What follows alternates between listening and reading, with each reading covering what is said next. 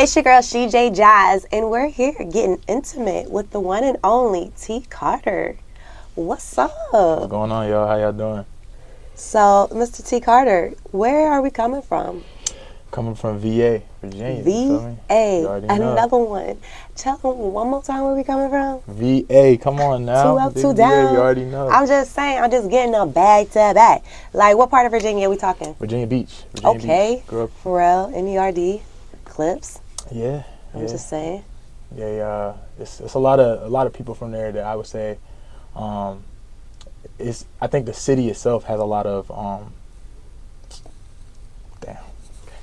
lot of history, yeah, a lot of talent. Yeah, absolutely.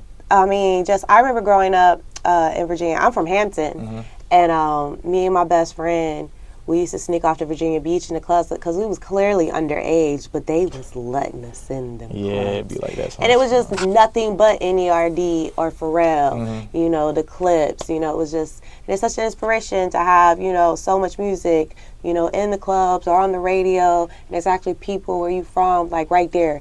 Not like hours away or states away, just right there, facts. you know, from home. Like, okay, they could do it, I could do it, you know, type thing. I know it sounds so cliche, but it's such an inspiration at the end of the day. Yeah, and I think that with the, like, not just Virginia Beach or, like, you know, 7-5, but, like, even, like, having artists, especially being a singer, artists such as Chris or Trey, like, it's crazy that... Up in Northern Virginia. Exactly. And even Missy Elliott, she's from Portsmouth, so... Yeah. It's just like there's so much music, and I think the thing. And Timberland. Yeah. It's a lot. I love it though. I love it. I love being able to sound for Virginia. It's a big deal. 2 up, 2 down. We some special creatures. I'm telling y'all. To. So before we go any further, because we really jumped into that, I got excited about being, you know, from Virginia. I always get super excited. Tell everybody who you are, what you do, and you know what's really up. All right. So first of all, I'm TCarter.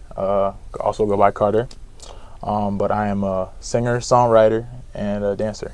And I would say I focus a lot on R&B, but I don't like to hold myself to one genre of music. Especially lately, after moving to Miami, I think that my focus has really been just broadening my spectrum of music and options and different things that I can do. Yeah. So, I love it. That's super dope. So you say you a dancer. What kind of dancing we doing? We like Michael Jackson with it? Or we pop, lock, and drop in?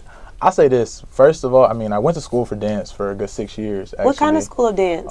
Old Donation Center in Virginia Beach is a big, dance school. And actually, it was really cool because the way the program worked in school, 1 day a week, we would leave. Like, we wouldn't go to regular, like, you know, your middle school or your elementary school. You would go to that school.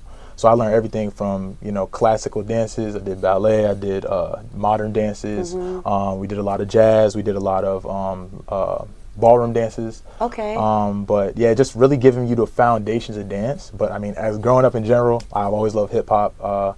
I'll say this: Chris Brown is probably one of my biggest inspirations. I was about to ask. In life. Gonna ask. So you know what I'm saying, like.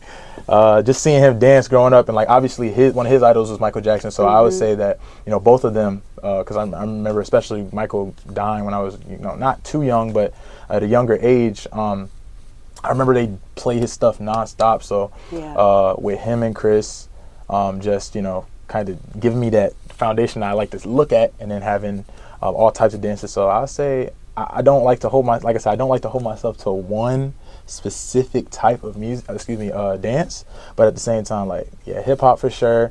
I love choreographed dances. I love it. Like a lot of things I'm actually trying to do is, you know, when I get to my music videos, like I want to have those dances like back in the early 2000s, like Usher, exactly. Neo, they get in line, and you know, they had a background dancers and they just go at it, and it's like it's the feeling. But at the same time, it's the energy that comes with that. And I try to put that in my music. And I'll be honest with you, one of the things I always do when I make music is make sure that regardless if it's a slow song or if it's, you know, some upbeat and bumpity, like, you know that there's going to be able to be some kind of dance implemented into that. Yeah. And also I feel like R&B artists now, but just in general, artists in general, don't really dance like they used to. And so for me, like, that's so important. because, like, for example, Yeah, because you're not gonna see Bryson Tiller. yeah, dance. but like if you think about like the people, some of my like inspirations and people that I like right now, like Bryson Tiller, Brent Faiyaz, especially, Yeah. like the way their music is amazing. Even if they make upbeat music, that's just not them. That's not their lane, Yeah. which is okay. But I think that, like, for example, I grew up watching Neo, Miguel, Chris, you know what I'm saying, Trey, And like Miguel they really all, can dance. yeah, he can dance. I'm saying, so it's like, see, and then like Bruno Mars, like you see all these people and they have such, they're performers, and I think that growing up, like I said, especially with that, you know, foundation of Chris and Mike, it's like having and seeing so many people have that performance aspect to them. I want to bring that back. Yeah. That's, Absolutely. oh my gosh. Just performing. I can only imagine, like, what's your TikTok game looking like? Because So if you the dancer, you must be. So I will admit, starting off, actually, it's actually funny that you asked that. So when it comes to TikTok, I actually originally said I wasn't going to get one. I was never going to download it. So from what I understand, TikTok really started getting big during COVID and the pandemic. So I was like, I'm not going to download the app. But as I started to really understand, and we'll get to that, like I'll kind of tell you how I started getting into music in the first place. But when I really started to understand, like, TikTok is really helping artists in such a great way right now, I just had to download it. So I've actually probably uploaded like 3 videos. So like I'm about to actually, you know, link my TikTok and all that. But my TikTok is the same thing as my Instagram, _ they call me Carter. So we will, you know, be uploading more videos. I uploaded a video for like Christmas, you know, like a little Christmas cover. But yeah, especially once I start getting this music video out, that'll really be the start of me, you know, consistently posting on TikTok as much as I post on Instagram. Because I say, for the most part, Instagram is my main, like, music source. Like, where I post a lot of my stuff. It's the most current. Exactly. Where they can get all the information from you. Exactly. Okay. So tell us about your musical journey. How did music find you, or did you find music? Like, tell us how this all began for you. All right, so starting off, I've always loved to sing. You could ask anybody since I was in elementary school. It's literally what I've always done. But, you know, I'll actually say this. I grew up in a way that, for me, it was always necessary to know that I would be able to, you know, be financially stable and things like that. So actually starting off, I went to college, and, you know, I went the kind of more career route, and, you What know, school did you go to? I went to Virginia Tech. Virginia Tech. Graduated from Virginia Tech, so I'll start from there because that's really where it started. I've in high school, and like I said, did dance, and then in middle school, I've always been into performing. So I've done like all the talent shows. I did, you know, all of those type of events. But for me, it was just, it's fun. I enjoyed doing it, and you know, my peers loved it, so I kept doing it. But I've kind of been making songs since I've been in like high school. But I didn't realize it because for me, a lot of it would be for like class. Like, you know, when you have that class and it's like social studies, history type thing, and you got to make a song. Yeah. I was that dude who's always going to make that song. Like, that was the first thing I wanted to do. But like I said, it wasn't too big of a drive for me. Went to school, graduated, and then, you know, I started working. And I was like, all right, this is cool. I worked in software, and, you know, it was great to feel accomplished, you know, get that job and all that. But what's your degree in? Business information technology. Okay. Yeah. So it's a lot to do with like data and you know, things like that. But like I said, really, and I'm glad that I ended up doing it, is the business understanding, because I always tell people, you know, especially in the music industry, and especially now that I moved to Miami, just because, like, for example, even though someone might be new to music, doesn't mean they don't understand business. So I'm very big on that, and I feel like, you know, understanding yourself, understanding what you're trying to do, helps so much with anything you do in life. You know what I mean? Yeah. Okay, so like I said, graduated, started working, and then, you know, really quickly, I realized this is not what I want to do for the rest of my life, right? Yeah. And it wasn't that I didn't enjoy my job, but it's just like that wasn't my passion. It just clicked one day. Yeah, and then so I actually had written a couple songs in college. But, you know, trying to focus on studies and all that kind of stuff. Yeah. But I was like, let's do it. Like, there's nothing. I tried to be. But I think after I graduated, that all kind of went out the window, and I just started having a good time. But with that, like, I really started to like experience more life and understand like this is really what I wanted to do. So I released my first song in like September 2021. Okay. Yeah, and that was on all platforms. That was Talk to Me, and it was genuinely just like I heard this instrumental and I was like, let's do it. Loved it. And from there, I released about 5 singles on platforms since then. But I quickly learned after I released 2 of them, I was like, I love this. This is so fun. Like I was performing places in Virginia. Shout out to Bombshell. I did my first performance with them, and then from there, I just kind of learned this is what I'm supposed to be doing. Like I love to make people smile. I love to perform in front of groups of people, and at the end of the day, like music it's just a feeling in me that I feel like when you find what you're supposed to be doing, you know. And I literally the first day I performed on stage, I knew with one of my own songs. So yeah. So let's just take a moment and take a cheers to you, because you didn't graduate from college, you didn't release your music, and those are 2 hard things that some people struggle to even accomplish. You know, people battle so many different things when they're going to school, whether it be financial issues, life, or maybe they realize school is not what they want. Regardless of what you went through in school, you went through it, you got your degree, so congratulations. And then releasing music is so huge, because there's so many people out there that are creatives, that make the music, record it, and they have this vault of amazingness saved on their phone, laptops, hard drives. And they haven't shared it with the world because they haven't built the confidence to do it yet.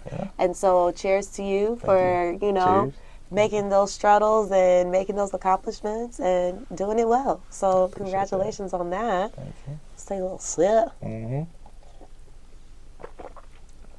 I hope y'all didn't hear me swallow and suck that down like that. But yeah, I definitely, I think that whole journey showed me so much. And what I always like to tell people is you can really do anything you want on this planet. Like there's nothing that can stop you except for you. Yeah. And that's something I take with me each and every day. You know, whatever it is I do, I just make sure like I put my all into it. And from so far, right, I've learned that it's allowed me to be successful. Yeah, it's working for you. Absolutely. So I guess I could, you know, let you know kind of how I moved to Miami from there. Tell us. So you graduated from college. Now my question is, when you graduated from college and you started working, did you stay in Virginia? Yeah, so my first job actually was in Virginia Beach. Okay, in Virginia Beach, you stayed home. I was so ready to get up out. As soon as I graduated, look, y'all, I took my ASVAB, 11th grade. Okay. Took it a couple of times because I was trying to get a medical job because I thought I wanted to do medical, but I always kept missing it by a couple of points. But I was so ready to get up out my parents' house. I took my last ASVAB score, went and signed into the military my 11th grade year. My dad signed me over and all. So I was ready to go. Yeah. Senior year, I was coasting. Like, I'm just waiting to be shipped off, y'all. But it's actually crazy that you say that, because I was very similar after college. So I've known my entire life I was not going to stay in Virginia. Like I said, love Virginia. It's where I'm from. I will always, I actually have a tattoo of it on my right shoulder, but like of Virginia Beach in general. But for me, understanding that I want to be in a big city. Like my mom is from the state of New York, but you know, she low-key grew up, she had her young adult life in New York City. So for me, it was always, I gotta go. You know what I'm saying? It was no option. And New York is great, but it's a lot. And I love to drive. I'm not gonna lie to you. I feel like it's not impossible to drive in New York, but it's just... The drive to New York was scary for me. Okay, when I was stationed in Fort Meade, that's up in Maryland. Right there, New York was maybe a 3-4 hour drive. It wasn't a bad drive, but it's that bridge. It's like only 2 lanes and stuff, and it's just scary. And it's just scary, guys. Yeah, it's a lot. So like my sister actually lives there now, and I love, you know, visiting and you know, but after seeing New York, for me it was like, all right, what am I gonna do? So LA was always a big one for me. And then also I actually took LA vibes a little bit. I'll say it like this, I can definitely see it in the future, but when I got to Miami, so I'll explain that. So we actually took a trip to Miami for spring break, you know, it's common spring break, but it was actually during COVID. So this is what I'll say. It wasn't what you think. Because Miami ain't never closed down. Yeah, so like it wasn't what you think. Like literally we couldn't go to South Beach after 6 p.m. It was crazy. And like for those who are here and like actually live here, you know, everybody's at South Beach and there's no time that no one's there. But they closed down everything 6 p.m. or like it was like 6 or 8. So we were like, what are we gonna do? So we actually spent a lot of our time in Brickell. Yeah, that's better anyways. Well, personally, exactly, Wynwood. And I learned that once I got here. But yeah, so when I saw Brickell and I literally like looked up in like the city lights, like it was like I was the cliche tourist, like looking up like, wow, well, like literally this is everything. it was everything for me. And I was like, I think this is where I want to be. And I kept saying it. And I'm very big on, excuse me, if you feel something, go for it. Yeah. And, you know, it was the same thing with music. So for me, I was like, all right, well, although Virginia is an amazing place and, you know, it's home, I want to go somewhere where I get to have, you know, a larger city, different cultures, all that type of stuff. So for me, it was like, let's do Miami. Why not? And then from there, like I said, that whole year that you speak of, from the time I graduated, I already knew I was moving to Miami. So like it was. Oh wow! So y'all went to the trip while you was in college? Yeah, that was in college. So that was my senior year of college. And then I stayed in Virginia for a year after I graduated. With the job. With the job. Try to get your bread right so you can move to Miami. Exactly what I did. So literally, moved here in May. Moved here in May of 2022. Oh, wow. So, yeah, I've been here for, you know, about 6 months now, and I love it. Well, welcome to Miami. Welcome to the 305. Yeah, you know, I'm just saying. So, you only been here 6 months. That's crazy. You only been here 6 months. I've already seen you, you know, making your moves and performing in all these places. What advice can you give to other independent artists that are looking for places to get themselves out there? Well, first of all, I'll say, regardless, and I have the fortune of actually having a smaller market like Virginia or like the 757 area where there's not as much music compared to 305 in Miami. Starting off, it was just find anybody who is in the music scene. Underground is so big, and you know a lot of people are like, oh, I don't want to go perform at this because there's not going to be but a couple people there. Literally the first performance that I did, it wasn't for a large group, and it was in like kind of like a backyard area with like tires and stuff. Like it was not what you would expect for your first performance. But I'll tell you this, that was probably the most crazy experience that I needed to take me on my journey so far. Because when I got here and I did a performance with Made in Philly, one of the first things I did was like, oh, I've already done this before. I've already done this with this amount of people. I know that, you know, I have the ability to perform and people love it. And, you know, you don't want your first performance to be big. Like when I say like you do, of course it's great if you can, but every single experience that you get is important. That would be like my biggest, I feel like gripe, only because I feel like sometimes people tend to say, oh no, I prefer to only perform at the big places or the big venues. Yeah. So. No, trust me, I get that all the time, especially running my own events. It's a lot, you know. Sometimes they expect a lot, but I feel like with artists, and me being an artist myself, we have to, if we want venues or promoters to treat us a certain way, we have to carry and present ourselves a certain way. And I think that's very important. So my thing is, if you want a promoter to pay you to come out or pay you for people that you bring it out, or not have you pay to perform and have your people come in free or give you a section in a bottle. I know it sounds cliche because we see it all over Instagram, but you got to pull up with people. You know what I'm saying? You got to pull up with people that going to spend money. Mm-hmm. It's not just regular people, unless you pull up with nothing but girls. No one's ever mad if you pull up with like 10, 15 girls or 2 girls, whatever. They always need more girls in a venue, hands down. So you're always good with girls. But when you got guys, when you invite your homies, I get some of the homies ain't gonna have it. They could put in whatever. But make sure you bring people that gonna spend money in the club. It's gonna help you look good, help your team look good. Like, don't go to the strip club and perform if you can't throw no money. I respect that a lot. Like, excuse me, I stopped performing at the strip because I realized even though it was free to perform, technically it wasn't, because they expect you to throw money on the stripper while you're performing. That's the whole point, to save you from, because then they'd be like, well, I paid to perform, so now I can't throw money. Yeah. So they take that away, so now you could throw that little 20, 15, 30, or whatever they was going to charge to perform. You can at least start out on stage. But then I realized, oh my God, you keep doing that so many times out the week, so many times out the month, that stuff adds up. And I'm like, okay. So I got to let go of strip clubs, but I go support people's stuff in strip clubs all the time. You know, I'll try to throw a couple of dollars, but bruh.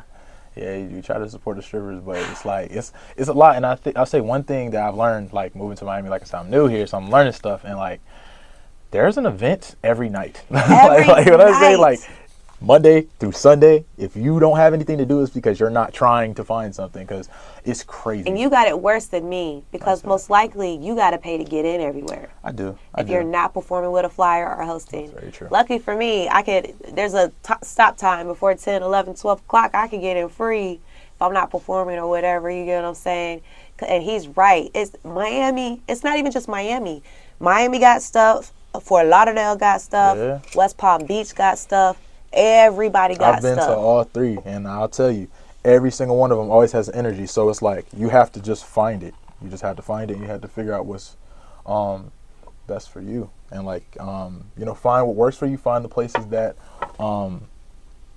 you're enjoying to perform at, because I think that's really big for me. It's like there are places that I enjoy to perform at, and then there's places I enjoy to watch. I'm so big on supporting people, because I feel like I said, especially because I'm new, I learn from my peers, or I learn from like some of the people I've met since I've been here, and they always tell me like, dude, just go out and go to an event, and just you showing your face there is so important. And I've really learned that I've received so much love since I got here, because I'll go on a Wednesday. You having an event? Sure, I'll come. I don't have to be performing. Yeah. Why not? He actually came and supported my events. Yeah.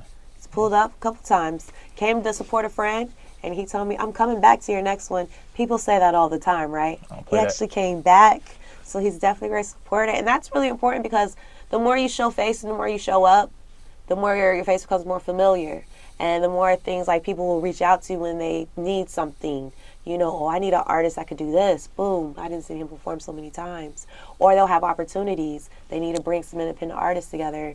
And you done showed your face so many times, your face is in their head. Yeah. So that's a beautiful thing. It's great for business. It's great for your branding. It's great for your confidence that you're out here and networking like that. Because that's one thing I do hate. I do pull up to everybody's event. But my flaw is I will find my corner, and I'm going to sit there, and I'm going to smoke my blunt. And I'm not really trying to talk to nobody. I respect that. But people always come talk to me, of course, because I'm CJ Jazz, and I just be like, dang, I know y'all see me just roll this blunt up. But, I do what I got to do. And sometimes when people don't know me in any event, that's great, because then no one really talks to me. And sometimes I have to really, really push myself, like, Jasmine, get up and go talk to somebody. Like, why'd you even come out here if you was just going to sit here and smoke? Like, and I struggle with that. So I understand from all the other people. So I commend you on going out there and just speaking to people and opening up your energy. And because it's a lot for me. Would you say you're more of an introvert? I'm a little bit of both. Okay. So I'm like one of those people. I'm an extrovert when I'm absolutely have to be. Got you. And then I'm mostly an introvert. I like to be to myself. Okay. I like my me time. I like things how I like it type thing. But like when I'm on stage and all that stuff, it's completely different. When I'm in certain roles, it's completely different. It's like I'm playing my role. It sounds crazy, but it doesn't. That's like when I'm an artist, it's like I'm an artist. I don't know. I'm not going to say it like no Beyonce, some spirit comes and takes over, but it's like... It's like you put on a different set of clothes. When you wear your pajamas, you're chilling. You're probably slouching. You're really not doing much. You're comfortable. Right. And then when you go to work, you put on your work outfit, and now your posture didn't change. You're speaking properly. Blah, blah, blah, blah, blah. And that's how I feel. So when I get dressed up as an artist, it's like artist mode, and I go out, it's just like, But when I go out and I'm supporting people, I kind of feel like I'm Jazz, Yeah. And so I just be chilling, like, I'm just here to support y'all. Like, I don't really want the spotlight on me right now, because I'm here to support, So I'm a little bit of both. It depends on what role I'm playing at the time, Even in my personal time, I'm probably more introvert, but I'm still an extrovert at the same time. Gotcha. Because I'll still go out and do stuff by myself. Right. Take myself out, do all that kind of stuff. I love being by myself. No. I asked that because one of the biggest things I've learned has been a benefit with doing music is I would consider myself, and I'll be honest with you, an extreme extrovert, and I'm going to tell you why. So, starting off with COVID, like I said, COVID was rough. Everybody knows COVID was rough. But for me, it was an experience. I don't really actually, like, I won't say I had an easy life at all, but I definitely won't act like my life was the hardest. My mom worked really hard to make sure we was okay at the end of the day, and I always appreciate her for that. But what I'll say from that is I've always loved being around people. Like, I'm not gonna say the center of attention, but like I enjoy being in a large group and everybody looking at me. It doesn't bother me. Are you an only child? No, I have 8 siblings, but wow. I have 8 siblings. But I'm really close with 2 of my sisters. So you were raised by a single mom? Yeah. Okay, and all those from your mom? Yeah. Oh wow! So we all raised together. So it was me and I got an older sister and a younger Yeah, sister. Dad, like, that's why you like being around people, because you had a busy house. Yeah, it was busy for sure. You had a busy household. But I think that also it's just kind of always low key been my personality. Like and like I said, anybody who really know me knows like if I have an opportunity, I'm trying to go. Like I love going to clubs by myself and just being there and having a good time. Like, yeah, me too. Let me be in my corner. Let me dance. Yeah, I ain't trying to dance on y'all. I feel that. But like, I guess as a man, for me, it's more like I'll go into the middle of the club and like be dancing with like random people. I don't care. Like I really genuinely don't care. I don't do that no more. I'm too old for that. I respect that. And but, these guys are too crazy nowadays. They do be, this is another thing I say. Grinding and groping and just about club culture. Just, I learned here, and I feel like once again, it's a benefit for me because I think I know how to like handle myself. Yeah. I've learned this. If you go to a club, like, this is for all like the dudes out there, you know what I'm saying, all my homies. Y'all listen up. Hey, listen up, PSA. man. Listen up. What I really learned is like women tend to enjoy seeing people having a good time, right?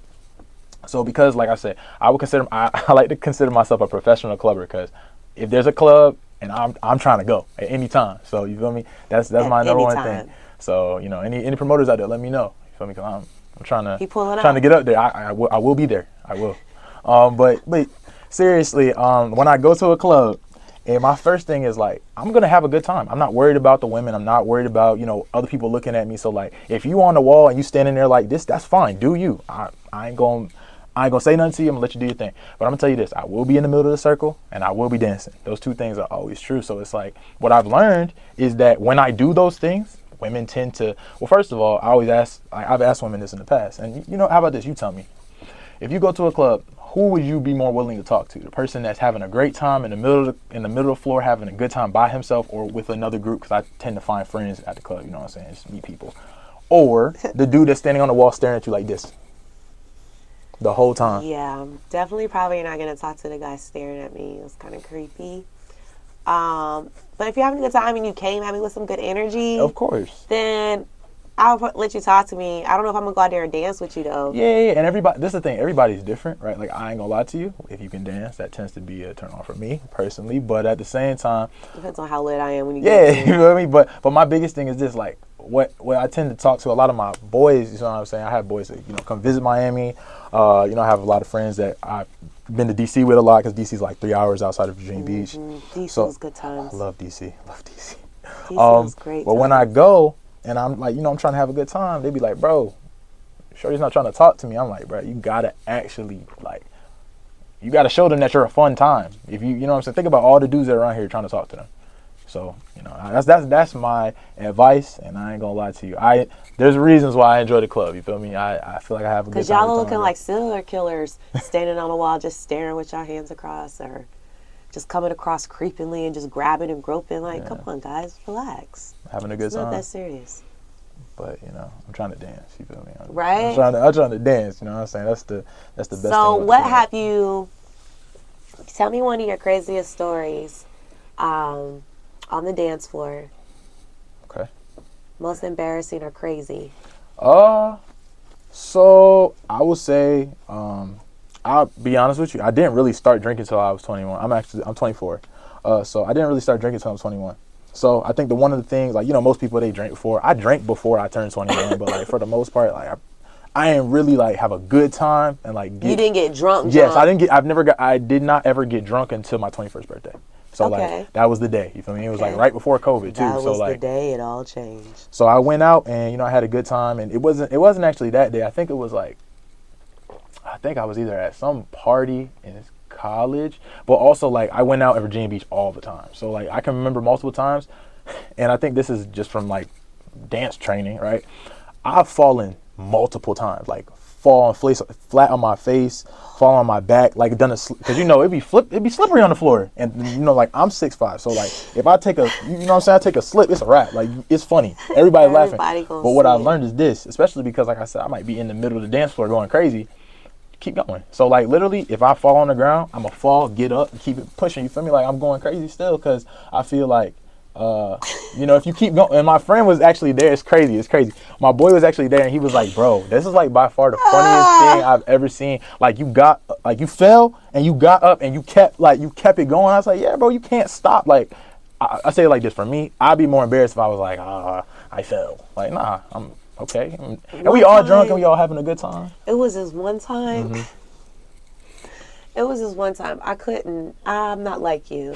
So let me tell y'all, it was around Halloween time. It was someone's Halloween party. It wasn't last year. It was like the year before last or whatever, right? Whatever, right?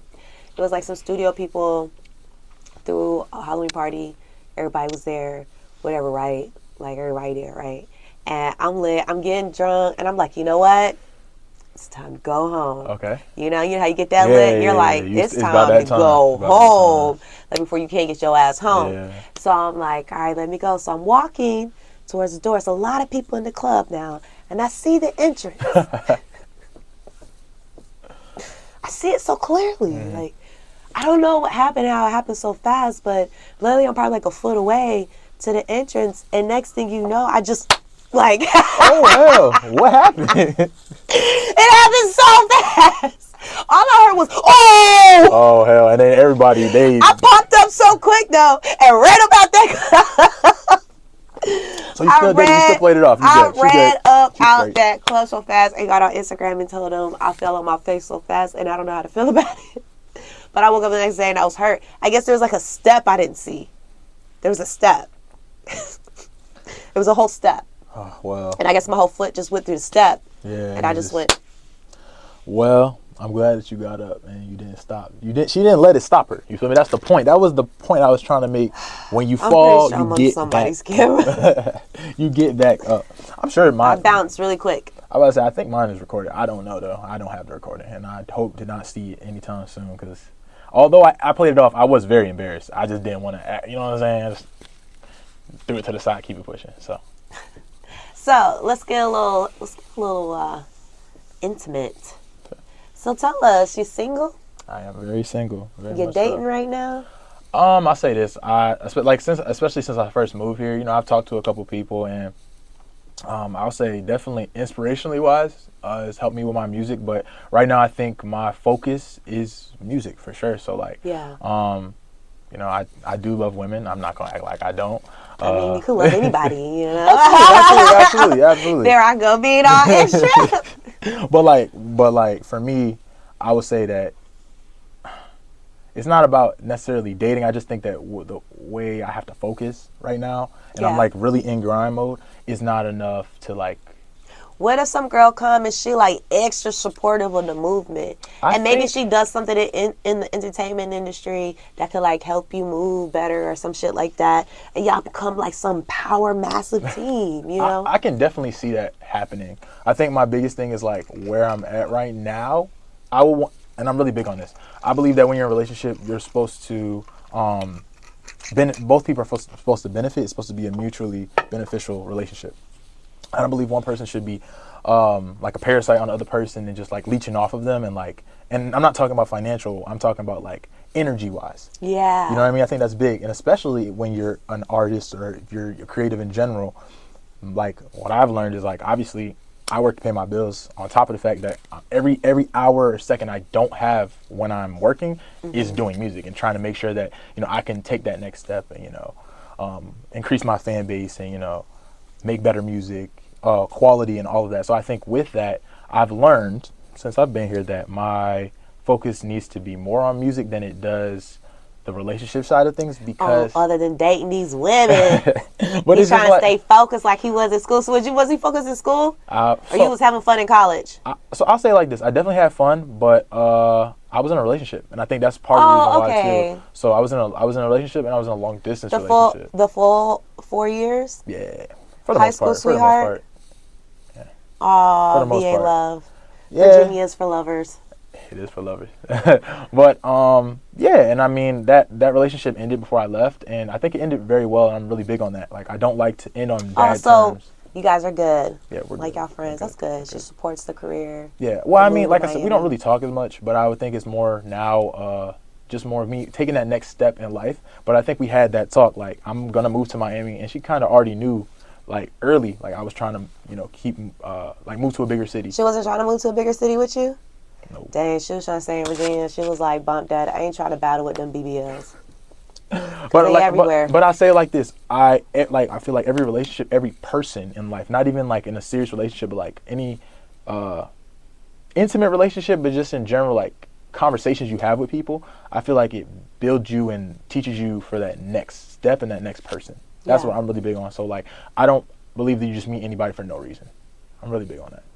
So what's the absolute no for you in a woman? You meet her, you talking, and she says it, and you're like, oh no. That's a good question. Not me, not I. Oh, okay. This is pretty simple. I'm really big on peace. So like, a lot of people would like say like this. I don't enjoy toxicity at all. So like on both sides, I'm very big on not ever trying to be toxic. Like I'm very big on telling the truth. And that's what women and, you know, my boys, like it doesn't matter who you are. I'm going to tell you the truth, even if you don't like it. And everyone says they like that. It's not always the case, though. Yeah, not when the truth hurts. But I'd rather always tell that truth and it hurt than, you know, not be honest. And I feel like some people don't like that. And on top of that, like I said, the toxicity, like I'm not going to look through your phone. I'm not going to, you know, worry about, you know, what you're stressing about. Because I feel like if I have to, then we're not supposed to be together anyway. Yeah. Really big on that. So, like, what I'll say is, my biggest turnoff is just toxicity. Like if you are constantly stressing me out, we don't need to be together because there's already so much stress in the world.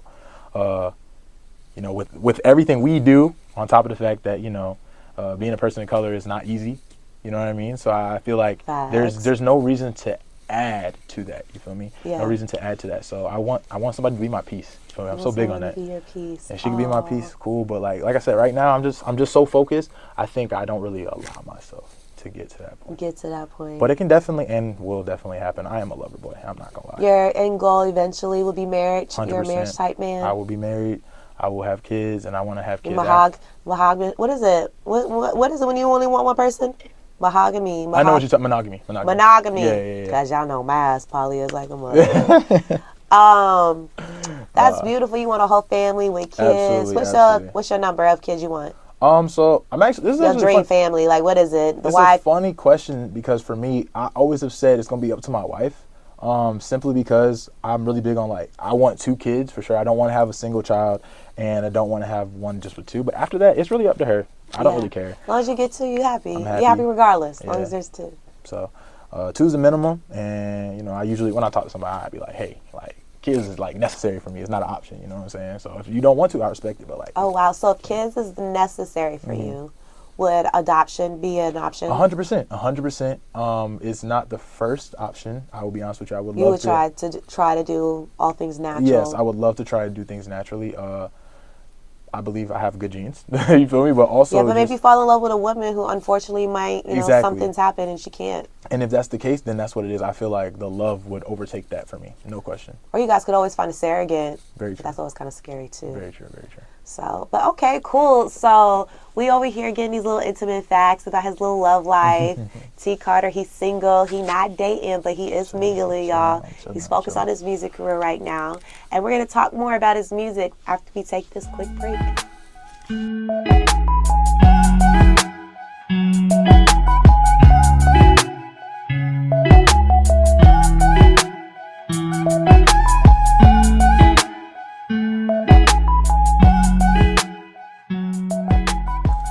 And we're back. It's your girl, CJ Jazz with Intimate Seconds. And we got my special guest, TCarter, in the building. Now we about to get intimate with your music. Let's do it. So we have a single that we're about to play. And before we get into it, give us the backstory. Like, what inspired the song? Where'd you record it? Who's the producer? Give us all the tea. All right, so starting off, the song's called Potential Love. And I say like this, when I first moved to Miami, I was just so enthralled with everything that was here. Like, first of all, there's so much, like, for people who aren't familiar, of my Virginia people, you know, they might not be familiar too much with Miami or South Florida. Yeah. There's so much Spanish culture here. And, like, you know, we hear about it, like, in other places in the U.S., but, like, when you get here, you really understand, like, even where I live at currently, like, it's just so many people of Spanish descent, and it is so cool, of Latin descent. And it's like, I wanted to do something with that. So I actually got this instrumental from my tattoo artist in Virginia, and shout out to the tattoo artist in Virginia. Yeah, shout out to Real Saint. He did it for my boy Anthony, and he actually, you know, gave me this instrumental. He was like, "Bro, knock it out, go for it." Yeah, we went from that, and it's really just about me moving to Miami, and you know, just understanding that there might be women all around the world, but you might have that special person. You feel me? And I think that was really my focus was, you know, to my boys out there who, you know, you might have that special someone, or to the ladies, you know, you might have that special someone, but you know, there's a possibility for potential love regardless of all of the people around you who might, you know, be trying to talk to you, or you know, you had that feeling. So it's just me again, kind of going through those feelings. Yeah. Okay, so without further ado, let's see what this is about.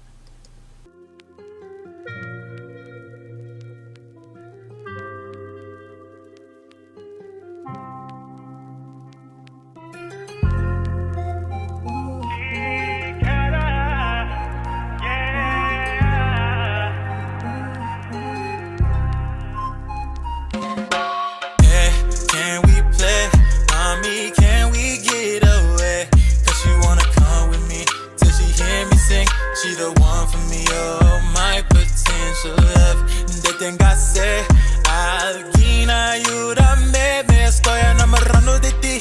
I can barely breathe when you here with me. My potential love. Would you like it rough? Making love to you is a must. Have time, someone wine, just relax, surrender. Say it enough. From Miami to the shore.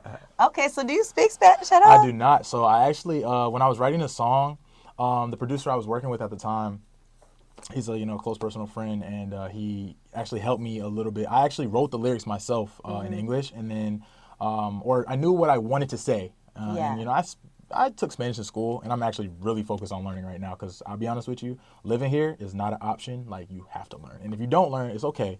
But I was like, there are people who do that, but for me, it's like I want to know what people are saying. Like, it's a thing for me. Like, I want to know. So, because of that, I was like, all right, so let me try and write these lyrics. You know, obviously I speak English, but let me write, you know, incorporate, since this is like more of a Latin beat. Let's incorporate that in there. So I kind of, you know, use Google Translate trying to figure out what Spanish words would rhyme. You know what I mean? But also, basically, what it's saying is, I'm falling in love with you, and you know, the feelings that I'm having is just, you know, it's crazy. I can't believe it. So yeah. That's not the direct translation, so please chill on me. Y'all but relax. He don't speak Spanish. But I'm going to learn, first of all. But also, that was basically the main idea. You feel me? It's not even about translation. It's about the main idea of what I was thinking of when writing it.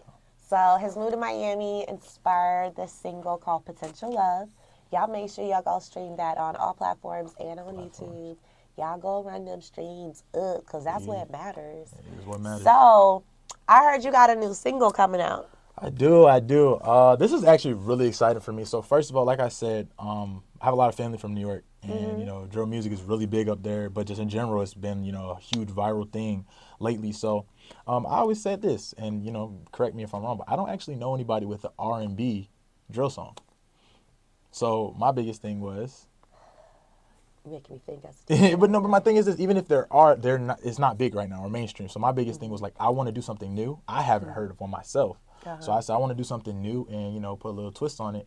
But I think it turned out really well. Yeah, I do have it here. It's, you know, it's a jazz exclusive. So we got an Intimate Seconds exclusive with TCarter. What's the name of the track? The name is Moving On.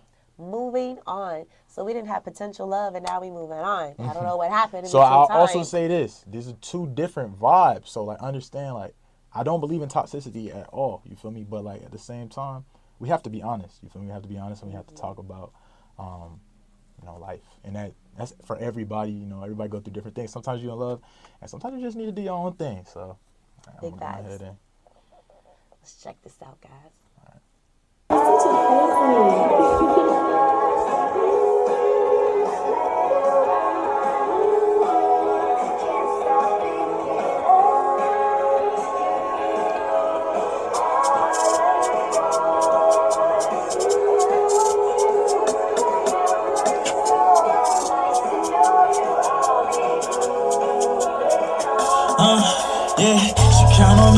count on me.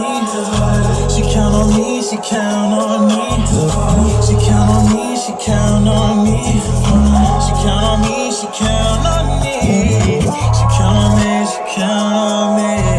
She count on me, she count on me. And then I tell her so nice to know you, but maybe moving on. Yeah, she wanna fuck with the Carter, so that I feel like I'm outta. When she get to fucking and sucking and licking and spitting, she don't need no tighter. Sounds like a whirlwind. Ooh, they got me spinning. All right, so I'm not gonna spoil all of the song, you feel me? But you know what I'm saying, we had to come in hard. We had to, you know, That okay. come with some energy, you feel me? I'm feeling that. That is, I like how it was mixed too. I hear all them layers and stuff. Yeah. Well, I'm excited for this release. So let us know, when is this single dropping? So my plan is late February. That's what I'm looking at right now. I want to make sure everything is perfect for this release because this will be my last single before my next project. Okay. So They're gonna be releasing late February. Will this be your first project? This will be my first project, first musical project. I've released about 5 singles now. This will be my 6th single on all platforms. I'm on all platforms. TCarter altogether, and once again, all my music is on Instagram _ they call me Carter. But the project that I'm looking at is still in works. I got a couple songs that I've actually either recorded or I've been working on, but I want to release it together. Because I want to, I want to show a combination of my, abilities, but also I got a couple of ideas for some visuals too. So Okay. So will we have a visual for Moving On as well? So I'm looking at it. It's definitely possible, and I'll say it like this: I'm biased. I love to dance, and I love upbeat songs. So my first music video that I want to release, and I've kind of made this decision I'm gonna do. It's actually currently in the works. I gotta do some background stuff, but True Story, which I would say was like one of my biggest songs, or the songs that I got a lot of streams on. I got like 20,000 streams on Spotify with, which was amazing for me because it was like my first year ever doing this. Yeah. It was True Story, and that will be my first music video. So that's what I'm looking at doing, the music video, and from there I'll kind of be focusing on Moving On, trying to get some visuals for that, as well as, like I said, getting this EP out. So a lot. So you look like you gonna have your February and March all busy, all booked up. Because when this song come out, I'm pretty sure you're gonna be performing the heck out of it. Yeah. The next thing I think would be dope. You get a remix and get an artist up there too. Okay. A drill artist. Yeah, actually, what's crazy? I actually thought about that, and that's definitely something I'm interested in. So yeah, if there's any drill. I know. Have you heard of artist Say Max? I do not believe so. I feel like he would go hard. Okay. That. Well, my biggest thing is, first of all, if there are any drill artists that y'all think y'all could do something crazy with this when it comes out, please let me know, because that was my first idea. Below. Please. But also, I definitely am willing to look and do some research and try and find something, because I'm so big on collaborations. I feel like that's another thing. Or with a Miami one. Oh my goodness, yes. Collaboration, because that's gonna go hard with the R&B vibes, the drill. Then just imagine how fun and colorful the video would be. Oh my goodness, yes. Man, that's going to be crazy. I'm so excited for Moving On single coming out. Some mystery date in February that we'll eventually find out, guys. But we're here with TCarter. Before we get up out of here, let us know how everybody can find you on social media. Okay. Make sure they know how to stalk you, and let them know anything else before we dip up out here. Okay. So _ they call me Carter all together. That's my Instagram, and that is also my TikTok. And like I said, I will be uploading on TikTok a lot more. I'm really big on covers. I love doing covers. It's kind of always been a dream of mine. Like growing up, I always did covers and stuff. I just never uploaded them. So I do upload them on my Instagram, but I also majorly will be uploading them on TikTok. So that's really where I interact with the fans and interact with people who like my music, as well as just kind of social network and talk to other people. As well as I do have a Twitter. It's _ TCarter with 2 R's. So that is also my Twitter. And I'm pretty active on Twitter. Twitter is my favorite social network. It's just it tends to be a place that I like to just laugh a lot more. So if you want, I'll say it like this: if you want to interact with me, Twitter is going to be a great place to do that as well. So follow me on Twitter, but _ they call me Carter on Instagram. That's my bread and butter. Y'all make sure y'all go follow, subscribe, like, and comment on all his stuff. Y'all make sure y'all go follow Intimate Seconds Media on Instagram as well as Intimate Seconds on YouTube. His video will be dropping soon. Shout out to the 305 Studios for hosting us today. And until next time, it's your girl, CJ Jazz.